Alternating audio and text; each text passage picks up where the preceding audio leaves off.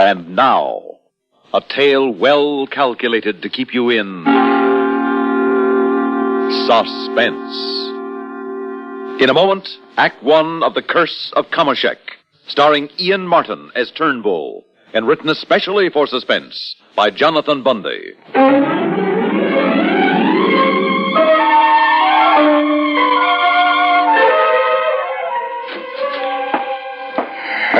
Yes, what is it, Walden? I beg your pardon, Mr. Turnbull, but I thought you would like to know. Yes, well? Well, it's your nephew, sir, Mr. Donald Ransom. Oh, Lord. Yes, his car has just come into the driveway. It has, huh? Yes, sir. Now, what the devil does that impractical young wastrel want this time? But I'm sure I don't know, Mr. Turnbull. Well, I think I do. Yes, sir. I think he wants some more extra money from his inheritance to squander on that nonsensical research and experimentation he's been doing over at the university, on those ridiculous journeys to heaven knows where in search of heaven knows what. Yes, sir. Money.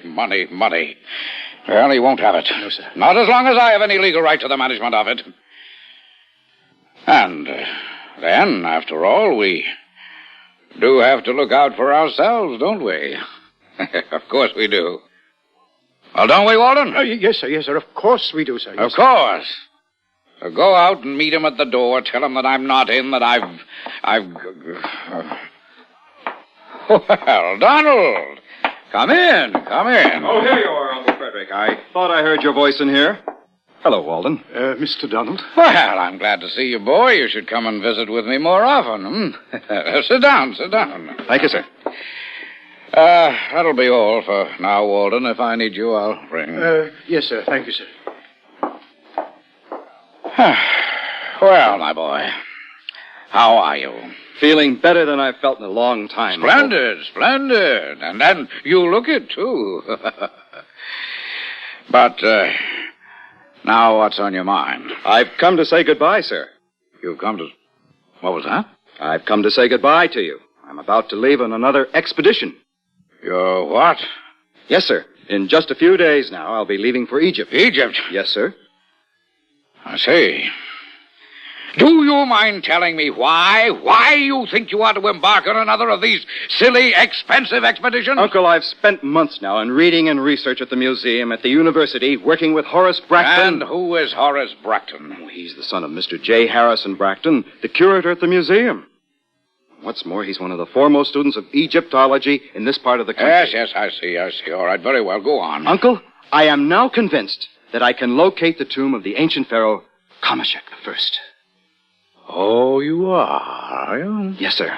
I'd stake my life on it.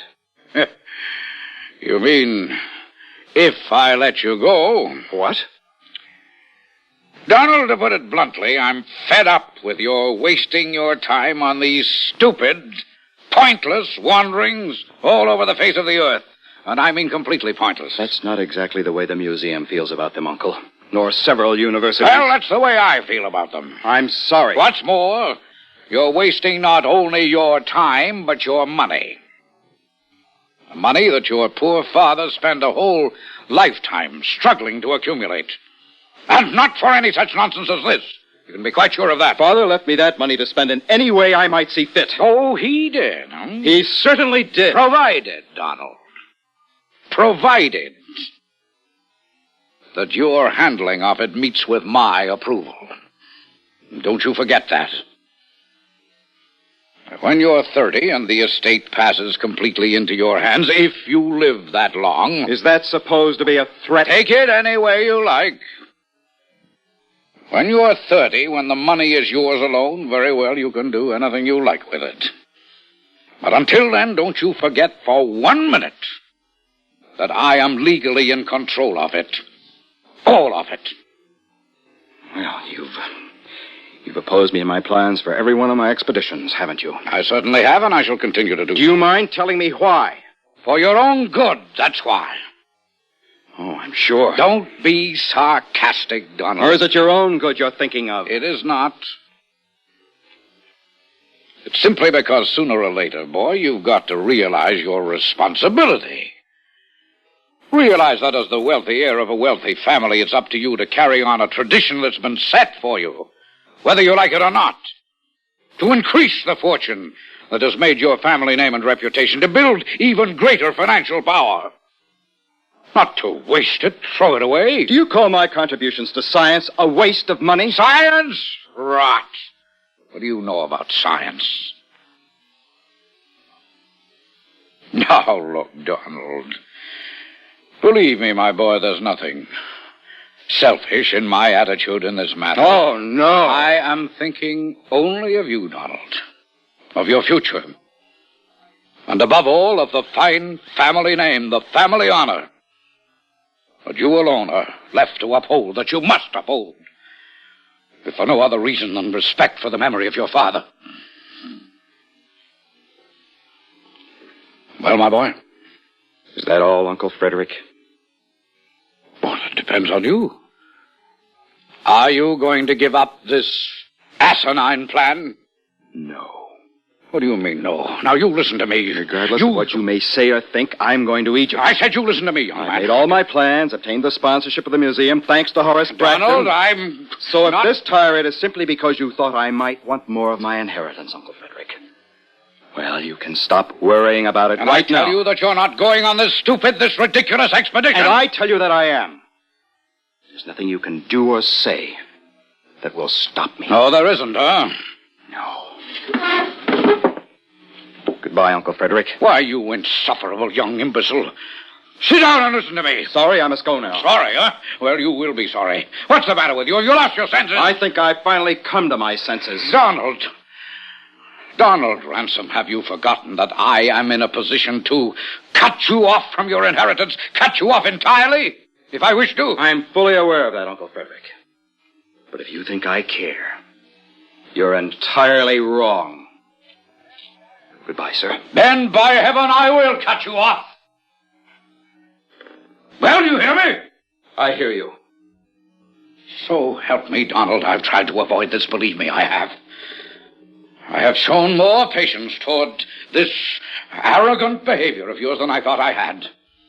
But your idiotic bullheadedness, your utter disregard for your responsibility for the importance of your family name and social status, in spite of all I've tried to do, well, by heaven, I will have you cut off without one single solitary... Wait a minute, I said! Where do you think you're going? Egypt! You'll be sorry, Donald. You don't know how sorry you'll be.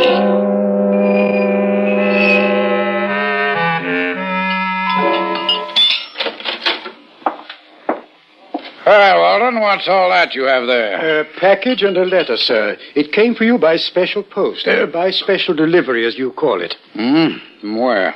From Egypt, sir. Egypt?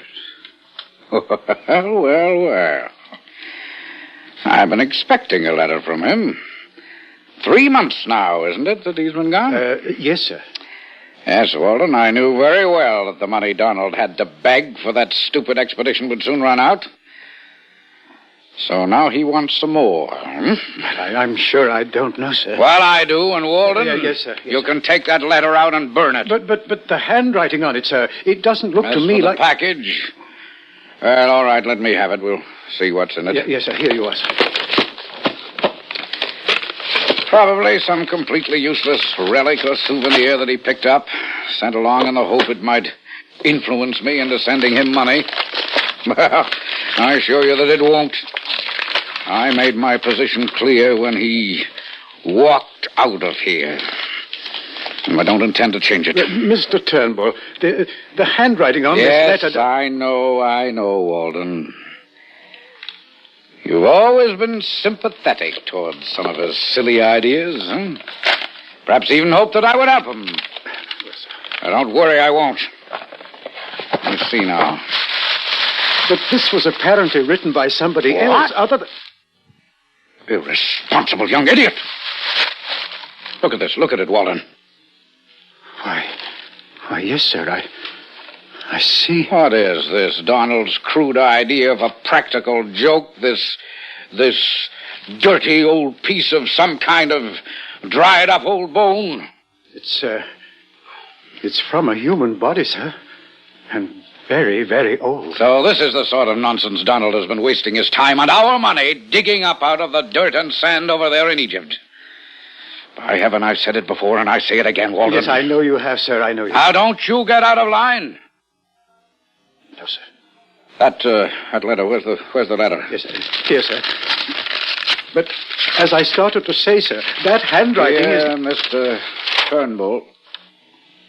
Oh, I see. It's signed by Horace Bracton. The young man he spoke of who went with him. Oh, yes, I remember. No. Walden, listen to this. Yes, sir. Dear Mr. Turnbull, a few minutes before he died, your What? nephew, Donald Ransom... Oh, dear. What a misfortune, sir. Donald. Dead. My deepest sympathy, sir. Huh? Yes, sir. You can keep your sympathy to yourself, Walden. I beg your I don't- pardon, sir. Just forget it and go answer the door. Well, sir, but... yes, sir. I knew it. I knew I was right. And now, by heaven, this proves it. Now, let's see. Your nephew, Donald Ransom's last request was that I send you a section of the femoral bone from the skeleton of the pharaoh Kamoshek that he recovered from the tomb near the ancient city of Giza. As you no doubt have been informed, he died of some as yet completely Sir. Yes, what is it now? Your pardon, sir. Yes, Walden. Mr. Harrison Bracton, the father of the young man who sent the letter. Oh. All right, send him in. Yes, sir. Right in here, sir. Thank you. Ah, come in, Mr. Bracton. Come in. Thank you, Mr. Turnbull. You, may as well sit down, I suppose. Thank you. And before we go any further, I must tell you how distressed I am about your nephew's death. Yes. Now, let's see. You're over at the museum, aren't you? Yes. I am the curator of osteology. Osteology. That's the study of bones, I believe. Yes. Well, and here, take a look at this. Even in his last moments, my recalcitrant nephew chose to mock me by sending me this bone. I know. From the remains of the pharaoh Kamoshek, it's most exciting, isn't it? Exciting. I'll be honest with you. It's why I came, in the hope I might be allowed to see it. See it? Well, take it. It's yours for that stuffy museum you live in. But you mean it? Well, I certainly don't want it around here, do I? Oh, I see. Then you believe it, too. Believe in what? What are you talking about? The curse, Mr. Turnbull. The curse? Yes, that may have accounted for the strange death of your nephew, the curse of Kamoshek. Oh, you can't be serious, Bracton. You mean to sit here, you, a supposedly intelligent man, and...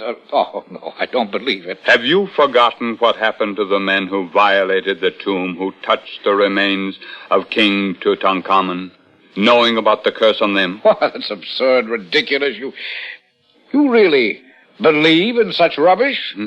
I'm not sure. Well, I am. It's utter nonsense, superstition.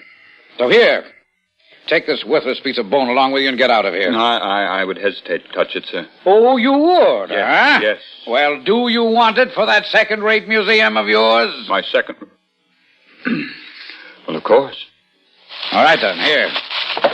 I'll bundle these papers around it for you.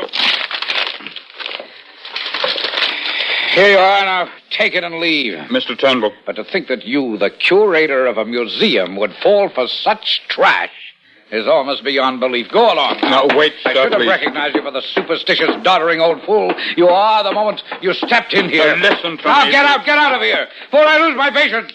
Get along.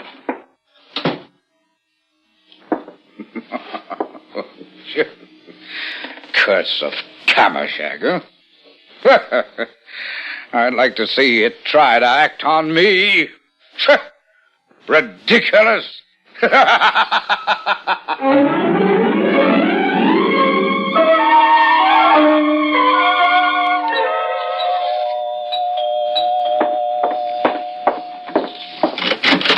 Yes? Mr. Turnbull, I must see him at once. Oh, Mr. Bracton, I believe. Yes, Harrison Bracton. I was here to see him only a few days ago. Take me into him. Where is he? Well, I'm sorry, sir, but I doubt if Mr. Turnbull is in this evening. He must be. He has to be. I must now, see wait, him sir, immediately. Please, wait.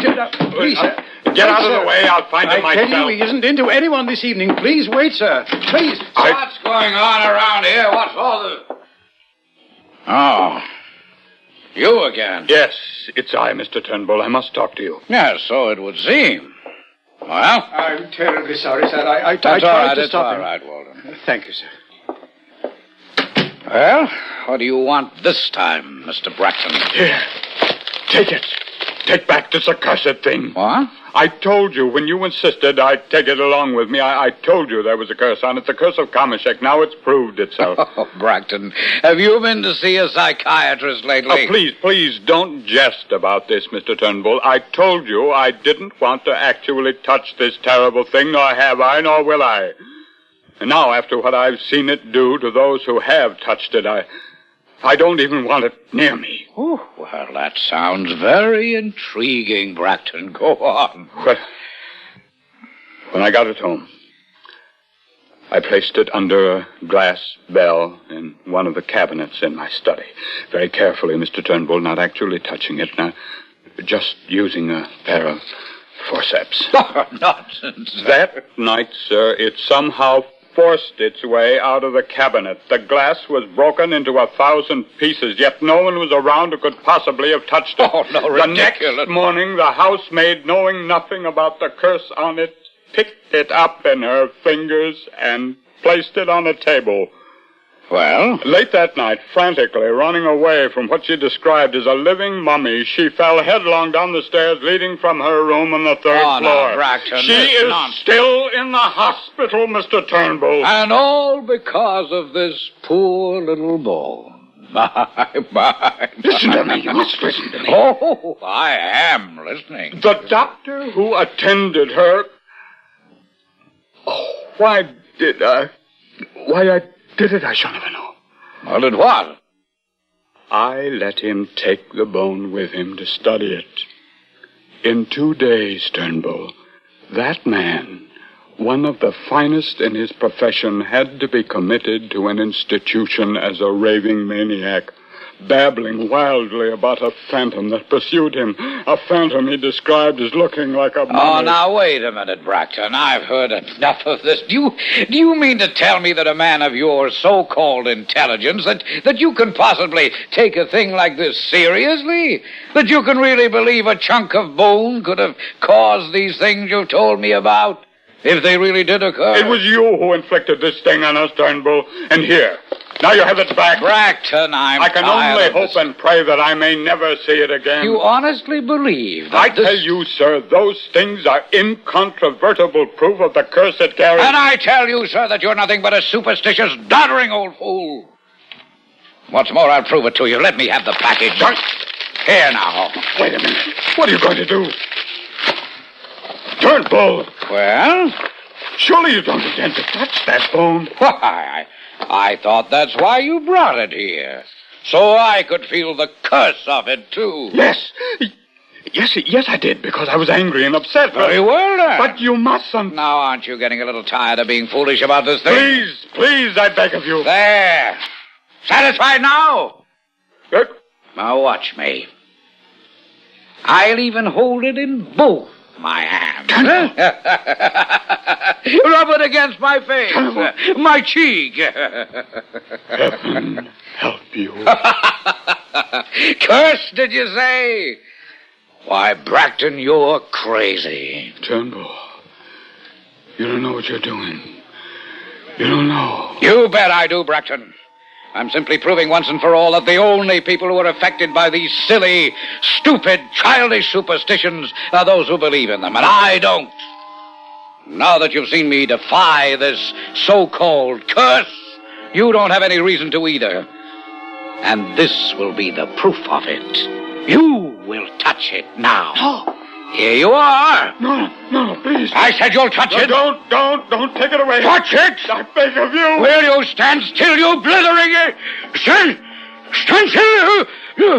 No.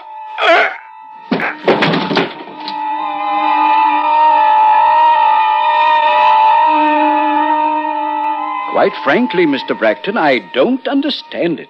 I don't understand this at all. You don't understand what, Doctor? I had Turnbull in my office for a complete examination not more than 10 days ago. At that time, and I'm sure of it, we overlooked nothing. His physical condition was perfect. But now, well, there's only one way I can report this. Yes, Doctor. Death due to natural causes. Natural causes? Yes. No. No? Now, what do you mean by that, Mr. Bracton? Nothing, I suppose. Nothing at all.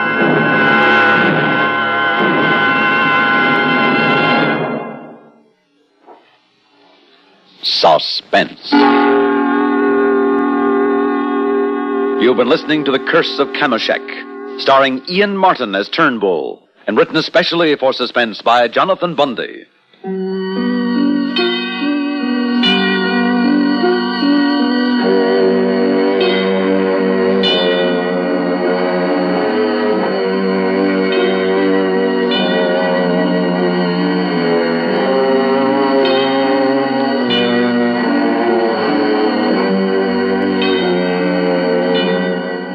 Suspense is produced and directed by Bruno Zerato Jr. Music supervision by Ethel Huber. Sound patterns by Joseph Cabibbo. Heard in tonight's story were Raymond Edward Johnson as Bracton, Mercer McLeod as Walden, John Thomas as Donald, and Guy Rep as the Doctor. Listen again next week when we return with Blackbeard's Ace, written by Jack Buttram. Another tale well calculated to keep you in suspense. The Woman's World Unfurled by Betty Furness, weekdays on the CBS Radio Network.